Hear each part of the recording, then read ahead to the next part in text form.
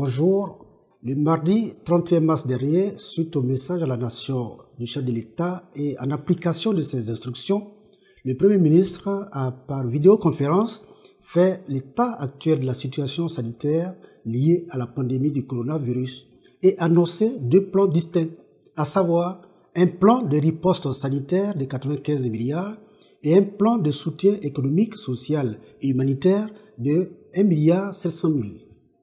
Le sujet de notre préoccupation de ce jour porte sur le plan de soutien économique, social et humanitaire avec sa série de mesures économiques et sociales en faveur des entreprises et des ménages. Je voudrais remercier le Premier ministre pour ces mesures qui, je l'espère, porteront des fruits pour le bonheur des populations ivoiriennes.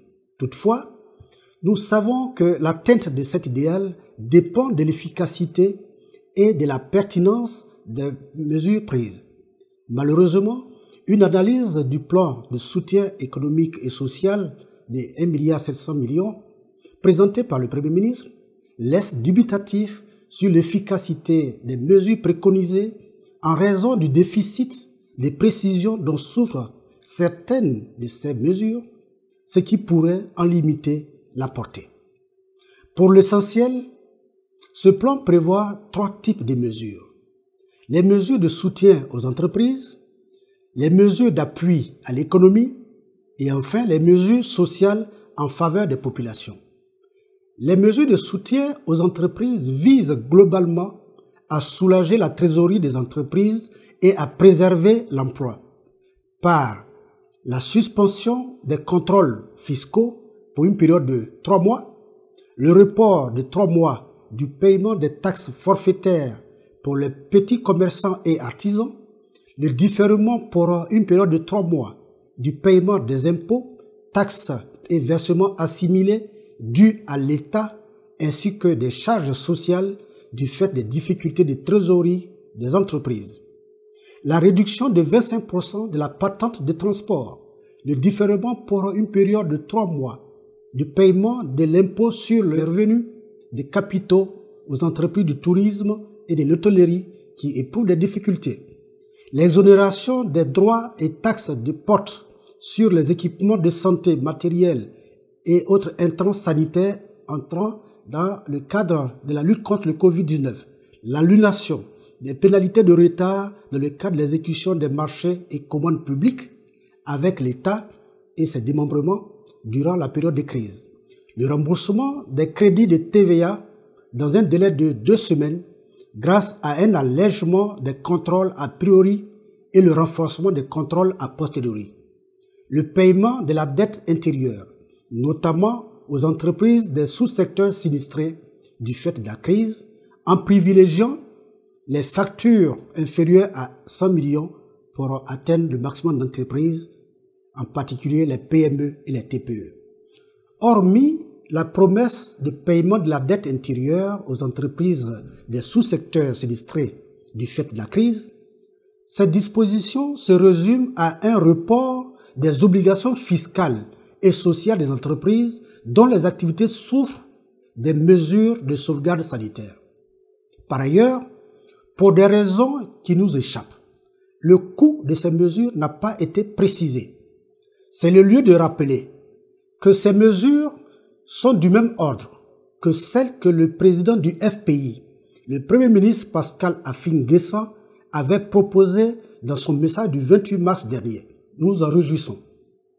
Les mesures d'appui à l'économie d'un coût de 650 milliards consistent notamment à la mise en place d'un fonds de soutien au secteur privé pour un montant de 250 milliards, prenant en compte le renforcement du soutien aux PME pour au moins 100 milliards et à la mise en place des fonds de garantie afin d'avoir un effet de levier sur l'accès au crédit, à la mise en place d'un fonds spécifique d'appui aux entreprises du secteur informel touché par la crise pour un montant de 100 milliards, au soutien aux principales filières de l'économie nationale, notamment l'anacarde, le coton, l'EVA, le cacao, le palmier à huile, le café, pour un montant de 250 milliards, au soutien à la production vivrière, maraîchère et fruitière pour un montant de 50 milliards, dont 20 milliards au titre des intrants.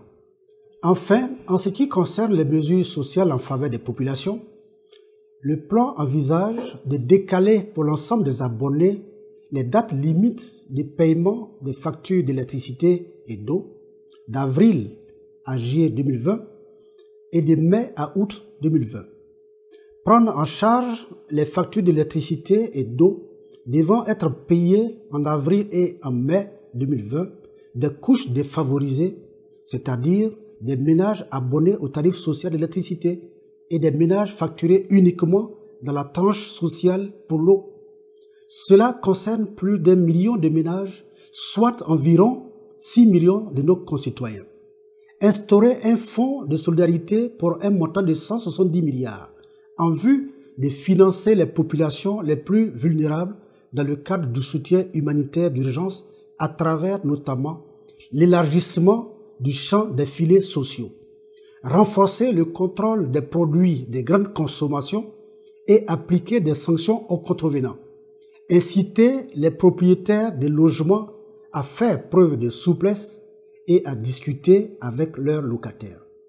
De toutes ces dispositions que je viens de citer, il convient de noter que la seule mesure chiffrée est celle relative à la création du fonds de solidarité pour un montant de 170 milliards pour l'élargissement des filets sociaux. Par ailleurs, il ressort de l'analyse des principales mesures économiques et sociales que le report des échéances fiscales et sociales en vue de soulager la trésorerie des entreprises en difficulté n'entraîne ni décaissement, ni abandon de ressources de la part de l'État. Il n'occasionne donc pas un financement quelconque par l'État. Dès lors, il n'y a logiquement pas lieu de les comptabiliser dans le plan de riposte de 1,7 milliard. Je note également que les conditions d'accès aux mesures d'appui à l'économie estimées à 650 milliards ne sont pas précisées. Il en est de même des 150 milliards destinés au secteur privé dont on ne sait s'ils seront distribués aux entreprises sous forme de prêts ou de remplacement du chiffre d'affaires perdu, ou alors s'ils seront mis dans les caisses des organisations patronales. Aujourd'hui, rien ne permet de savoir si les 100 milliards prévus pour le fonds de garantie serviront à créer un établissement financier de garantie ou s'ils seront gérés par le gouvernement. De toute évidence, les 100 milliards prévus pour soulager et moderniser le secteur informel est totalement insuffisant. En effet, ce montant est largement en dessous des besoins réels de ce secteur qui, à lui seul, représente 80% de l'essentiel de l'activité économique de notre pays. Pour ce secteur, il est nécessaire de mettre en place un écosystème constitué d'une banque dédiée, d'une fiscalité spécifique et d'un réseau d'infrastructures de production à travers tout le pays. Les propositions du Premier ministre risquent de laisser pour compte le secteur informel, moteur de notre économie, et donc de ne pas prendre en compte de nombreux concitoyens, dès lors que concrètement, rien n'a été spécifiquement prévu pour soutenir nos braves paysans, cultivateurs, pêcheurs, qui voient leur chiffre d'affaires largement compromis avec la baisse des activités et donc des revenus de leurs clients. La prise en charge de l'État des factures d'électricité et d'eau.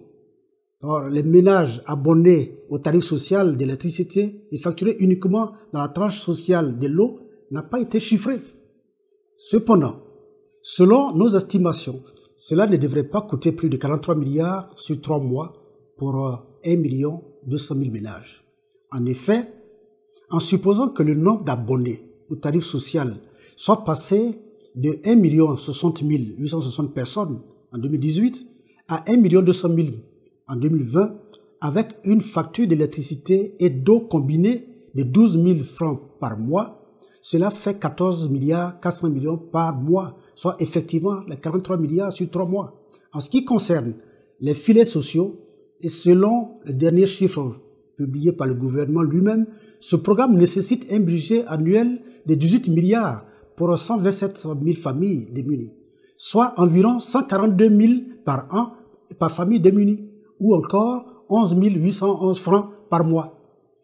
Sur cette base, si le gouvernement décidait d'étendre les filets sociaux aux 1 060 860 abonnés sociaux sur 12 mois, cela ne coûterait à l'État que 150 milliards et non 175 milliards comme annoncé. Au total, en faisant le compte des investissements prévus par le gouvernement au titre de son plan de riposte économique, il ressort concrètement à 968 milliards, soit pratiquement la moitié des 1700 milliards annoncés par le Premier ministre. L'absence de précision et d'éléments d'information sur la source de financement de ce programme, contrairement aux propositions du président Afin Guessan, qui, elles, étaient chiffrées et détaillées, révèle la précipitation dans laquelle il a été préparé.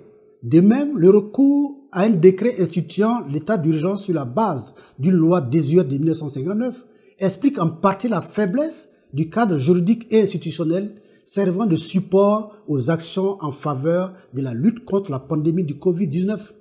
C'est pourquoi le président Afin Guessan avait proposé au gouvernement de faire adopter par ordonnance une loi sur l'urgence sanitaire, adaptée à la circonstance. Pire, rien dans ce programme n'annonce de façon chiffrée un quelconque renforcement du dispositif des mesures sanitaires, notamment en ce qui concerne les achats d'équipements et de médicaments. De même, aucune mesure concrète n'a été prise relativement aux baux d'habitation et professionnels.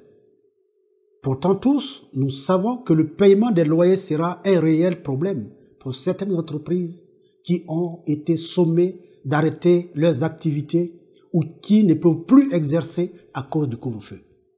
C'est aussi le cas pour la protection des salariés contre les licenciements abusifs dans cette période de crise. En définitive, l'on est en droit de douter de la pertinence et de l'efficacité des mesures prises par le gouvernement, tant elles sont imprécises, incertaines et en décalage avec les besoins réels des populations, des ménages et des entreprises en cette période trouble.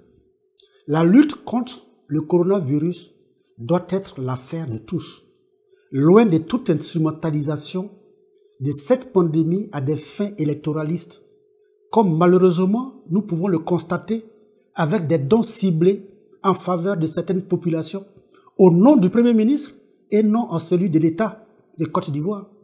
À situation exceptionnelle, stratégie adaptée. Les circonstances actuelles appellent au rassemblement de toutes les forces de la nation ivoirienne pour relever le défi de la pandémie du Covid-19. Je vous remercie.